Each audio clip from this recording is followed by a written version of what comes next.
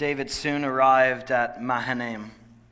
By now, Absalom had mobilized the entire army of Israel and was leading his troops across the Jordan River.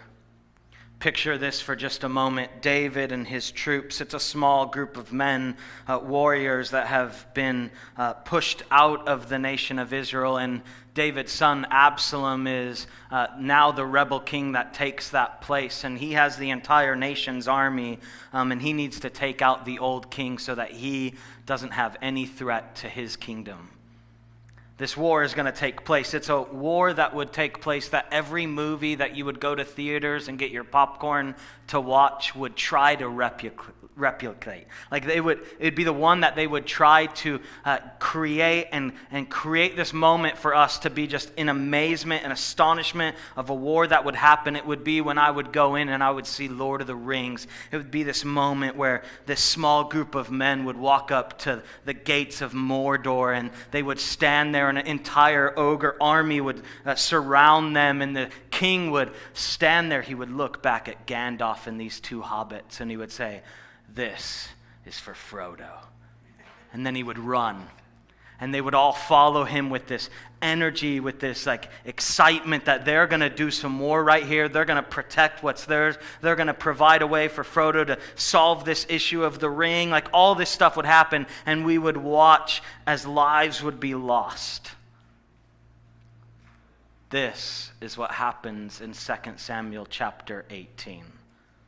If you can, open your Bible, 2 Samuel chapter 18. If you don't have a Bible and you'd like to read from one with us, all you have to do right now is just raise your hand, and one of our awesome team will run you a Bible. Just keep your hand up. 2 Samuel 18, a story of a son and a father, a story of a dysfunctional family, a story of thousands of men that will go to war, and many of them will lose their lives. Chapter 18, verse 1. David now mustered the men who were with him and appointed generals and captains to lead them. He sent the troops out in 3 groups, placing one group under Joab, one under Joab's brother Abishai, son of Zeruiah, and one under Ittai, the man from Gath. The king told his troops, "I am going out with you." But his men objected strongly. "You must not go," they urged. "If we have to turn and run, and even if half of us die, it will make no difference to Absalom's troops. They will be looking only for you. You are worth 10,000 of us, and it's better that you stay here in the town and send help if we need it." "If you think that is best, I'll do it," the king answered. So he stood alongside the gate of the town as the troops marched out in groups of hundreds and of thousands. And the king gave his command to Joab, Abishai, and Ittai, "For my sake, deal gently with young Absalom." And all the troops heard the king give this order to his commanders. Here we are. The war is about to begin. A couple things we see. David at this time is around the age of 60. He has seen a lot of life. He has been in the place of leading warriors. He has known that the old King Saul, killed thousands, but David, tens of thousands. This is like riding a bike for David. He's back in this moment, and what does he do right away? He sets up generals and commanders to win a war. Even if they have the smaller numbers, he knows how to win a war. So the war will take place in a forest, so they can have advantage. So they have the upper ground. There's vegetation, there's hills, there's all these things. A ton of warriors coming at them, well, they can hide, and they can run, and they can flee, and they can win. David knows what he's doing. And it would take decades of time for David to mature and grow and see life to be able to make these types of plans. For some of us, just if we stop and maybe you're older today. Maybe you've followed Jesus for a long time or a short time, but you're older in age. Some of us, we almost act as if we get to a certain age and we hand it off and we say, "Hey, now it's the younger generation. You guys deal with it and you take it, and we're on the sidelines now and we're watching." But that is not the picture that we see throughout the story of God and how he uses us, humans, how he uses men and women in his story, that in our older age, maybe we are empowering and discipling and mentoring the younger generation, but we are there. and we are helping, and we still see God has a plan for each of us. And God will continue his work in the story of David. But the other thing we see is David's response. David says, before you leave, and the whole troops, everyone hears this, he says, be gentle with Absalom. What he's saying, show mercy. Protect Absalom. This is a son that has rebelled against his father. This is a son that is trying to take his father's life. This is a son that is not innocent. This is the son that would kill his brother because his brother is an abuser. This is the son that would erect a tent at the top of the castle for the entire nation to watch as he would take 10 women, concubines of David, into that tent and rape them. He is not innocent. So why does David say this?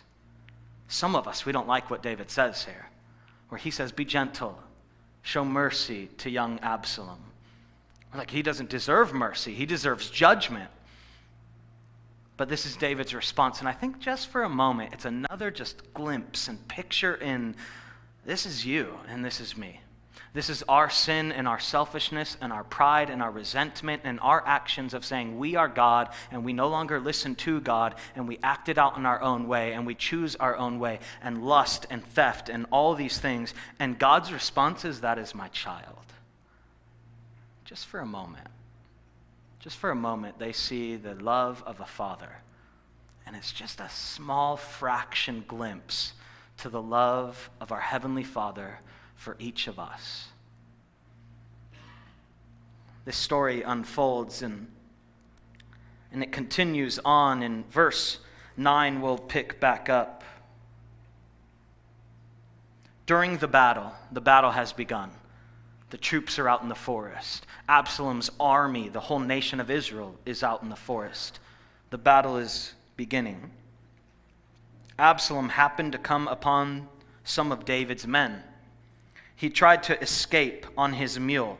As he rode beneath the thick branches of the great tree, his hair got caught in the tree. His mule kept on going and left him dangling in the air. Picture this. You go to war and your hair gets in the way, out of pain. Verse 10, one of David's men saw what had happened and told Joab, I saw Absalom dangling from a great tree. What? Joab demanded. You saw him there and didn't kill him. I would have rewarded you with 10 pieces of silver and a hero's belt. And then the response, I would not kill the king's son for even 1,000 pieces of silver. The man replied to Joab, we all heard the king say to you and Abishai and Ittai, for my sake, please spare young Absalom. And if I had betrayed the king by killing a son, and the king would certainly find out who did it, you yourself would be the first to abandon me. So we see the response of a warrior, I will never go against my king. But the response from Joab, enough of this nonsense, Joab said. Then he took 3 daggers and plunged them into Absalom's heart as he's dangling, still alive in the great tree. 10 of Joab's young armor-bearers then surrounded Absalom and killed him. Then Joab blew the ram's horn, and his men returned from chasing the army of Israel. They threw Absalom's body into a deep pit in the forest and piled a great heap of stones over it, and all Israel fled to their homes. The war is ended. This whole while, what would give us a glimpse, almost like, if you will, cosmic justice that unfolds, where Absalom will be hanging from this tree, going against the king's orders. Joab will go out there with 10 men. Just for a moment, it's a reminder of 2 chapters earlier. Well, Absalom will take 10 concubines into a tent. Now 10 men will surround him and kill him. Early in Absalom's reign, if you will, he's rebelled, and almost immediately he creates a large stone sculpture, a statue of himself. I'm the new king. He's vain. He's looking for recognition, pride. And now he will be buried in a grave, and what will mark his grave are stones. Justice always comes. And the whole while, Absalom's biggest fault, throughout this whole process and this army that is built and then this decision to go and attack David, all the while he is searching for man's greatest plans. He is bringing together men all the time to figure out what is the best plan to win this war. But the one thing he never does is look to God. This is David and this is Absalom. And this is the problem of a family, and a nation will bear that responsibility and war will happen. But a father wanted his son to be protected. And now the father hears the news. We continue to read. Chapter 18, verse 24. While David was sitting between the inner and outer gates of town, the watchman climbed to the roof of the gateway by the wall. As he looked, he saw a lone man running toward him. He shouted the news down to David. The king replied, "If he's alone, he has news."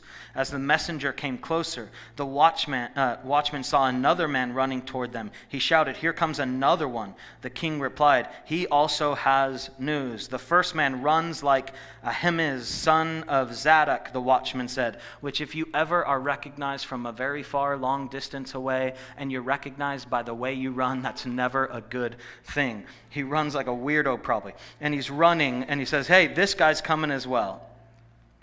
He says, "He's a good man with good news," the king replied. Then Ahimaaz cried to the king, "Everything is all right."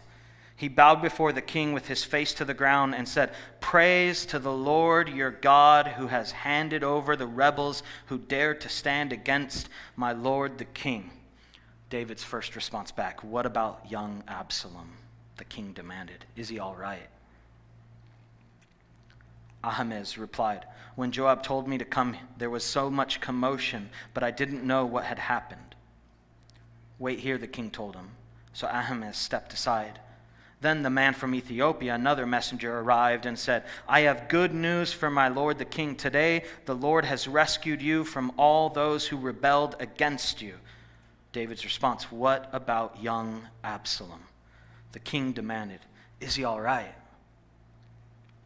And the Ethiopian replied, "May all of your enemies, my lord the king, both now and in the future, share the fate of that young man." And without telling David he's dead, he tells David he's dead. The king was overcome with emotion. He went up the room over the gateway and burst into tears. As he went, he cried, "Oh, my son Absalom, my son Absalom, if only I had died instead. Oh, my son Absalom, my son, my son." And we see the response of a father. In this moment, David, he's broken. This is his son. This is what happens. It seems like he's recognizing this reality also, that this is his son, the one that he, if you will, put into motion. The problems and the sins that Absalom would face are the sins that his father has before him.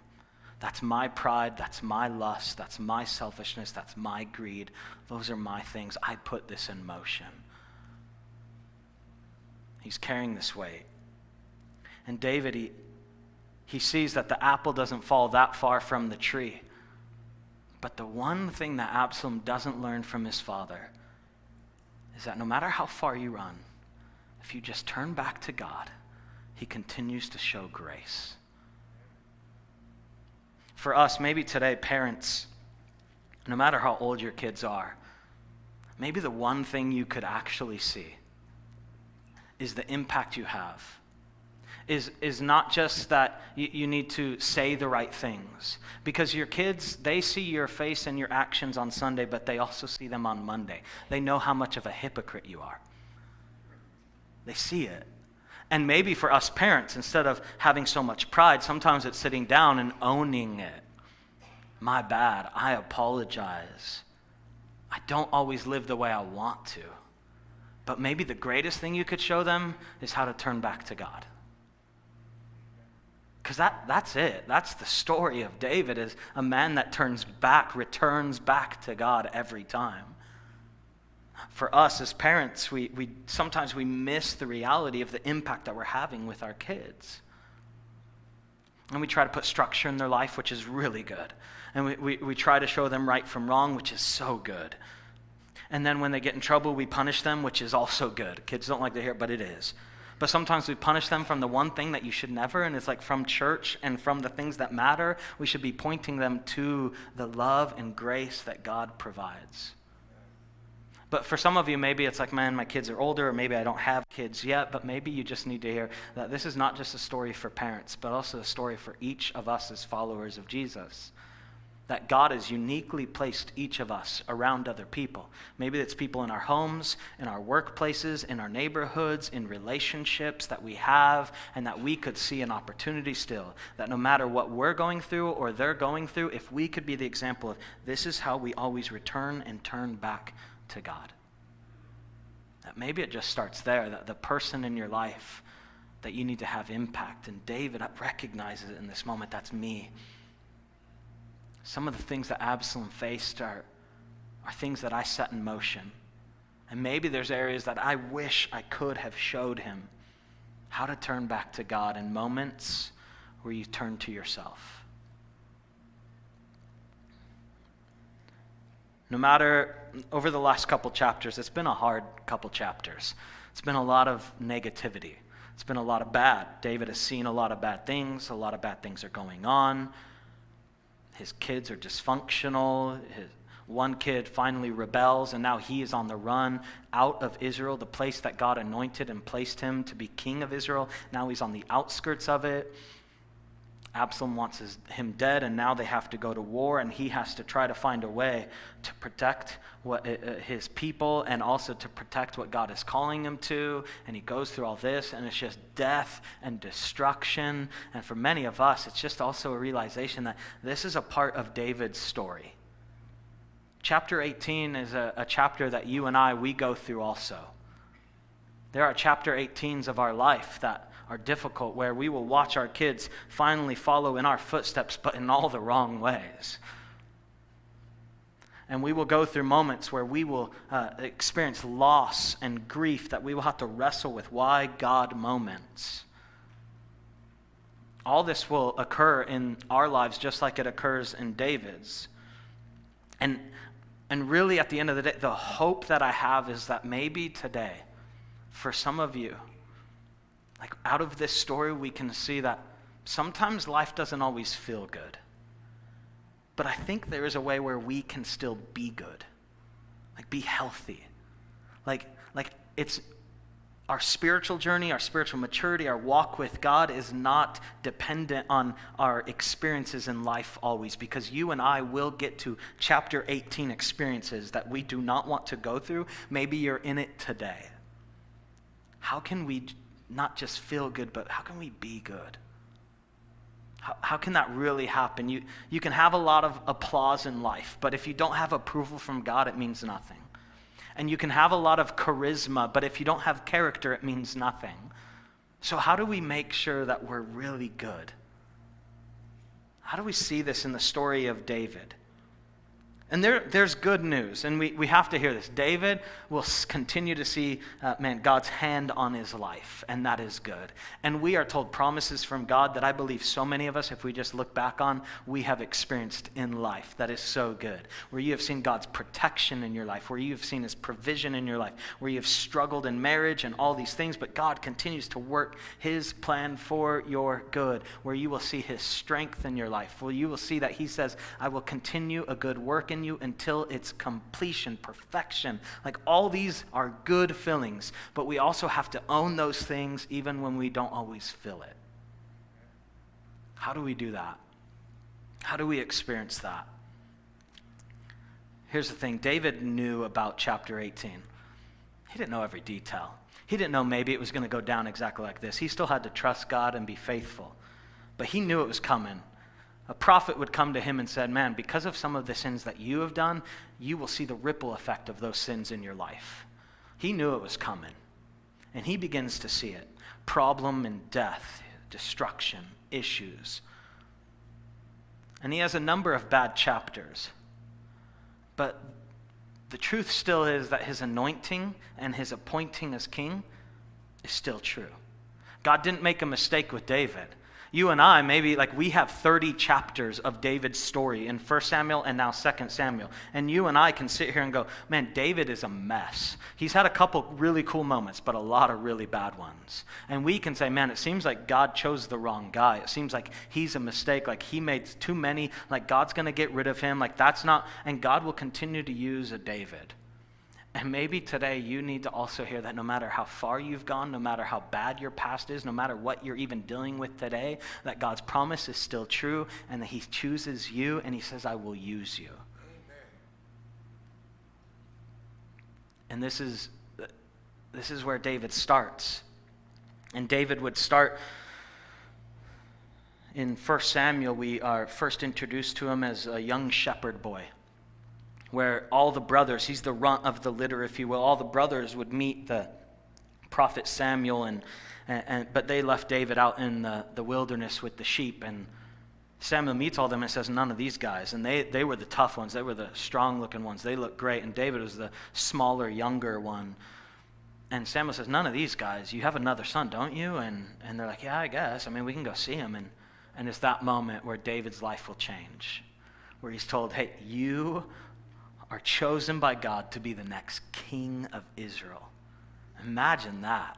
A shepherd. I mean, we're talking like, no disrespect, but you're the register at McDonald's, and all of a sudden you're going to be the president. Like, that's a lot of news to take on. And if I was, I would be like, all right, last day of work, I'm out of here. But the next day, what that young shepherd boy does is he goes back to his sheep, and he remains faithful with what he's given and where he's at. He's appointed and anointed to be king, but he's not yet king. And he's faithful with where he's at. And then he will grow up, and he will then deliver some food to the war, but he will never fight. He will finally be the only man willing to fight when no one else will, and he will step up, and he doesn't belong to be there, but he is there, and he steps up, and God uses him in a mighty way. And then he will become a musician for the king and the right-hand man, and he will be a warrior, and he will start leading other men into war, and people will start to respect him, but he is still not king. And then the king will become jealous of him, and now he will be on the run. He will live in enemy territory, and he will struggle, and he will cry, and he will deal with all this, and it's like, man, God's plan is not coming to fruition, and all this will happen, and then he will take over a small army in the nation of Israel, but he is still not king. And then he will finally take the role of king, and it seems like finally he's reached that destination, finally. And there's truth in all of that journey of David that is in your story as well. For some of us, we want to see the big things of God. You want to see God work in amazing ways in your life, which is such a good thing. But he's first requiring and asking us to be faithful with the small things, with where we're at today, with what we're going through right now, that we can be faithful with what he's given us currently, and then we begin to see what he gives us into the future. But David's story isn't done, and yours isn't either. Maybe you've started to trust God and taken those steps, but then life gets hard and things fall apart, and what you thought it would be is not what it's being. But David continues to rely on God, trust God, be faithful, and turn to God. And for so many of us, that's the greatest thing that we could ever hear, is that is what we're called to. That wherever you're at today, whatever you're going through, whatever you're facing, that the best decision you could ever make is to always turn back to God. This is Absalom's biggest mistake that he makes. Absalom, he will choose his own way, his own will, and it will end with destruction and ultimately death. And the one thing that David is famous for, is amazing at, and that no matter what story you hear of David, you need to hear it and you need to see a man that continues to do what? Turn back to God. This is a story of a rebel son and a story of a merciful father. This is a story of a prodigal son that will take everything he can get from his dad, and he will leave that relationship and abandon it for his own selfish gain. And he will splurge and enjoy and do things, but it will ultimately end with nothing of value. And he will finally begin the journey back home. But before he ever gets close to that home, his father will see him from far away and run and embrace him and celebrate his return. This is a story of men and women that have chosen their own will and their own way, that have chosen to be their own gods instead of God, and that have chosen their own actions and hurt others and abused others and taken advantage of others. But God, the Heavenly Father, his response is this: I love you, welcome home, here's my ultimate grace. This is the story for each of us, church. Would you stand right now for just a moment, wherever you're at today, whatever you're going through, that this is the greatest news ever. Whatever chapter you feel like you're in life, the amazing grace and mercy of Jesus, our Father, welcomes us home. He is a good God. He is a good Father. Even when we don't know what to do, we turn back to Him. Sing this out together. Hey guys, I really hope this message was encouraging to you today. That's right. My wife and I are so honored that you joined us in this way. And we'd love to encourage you. One, if you'd like to connect with us more, if you live locally, and we'd love to have you visit us in person.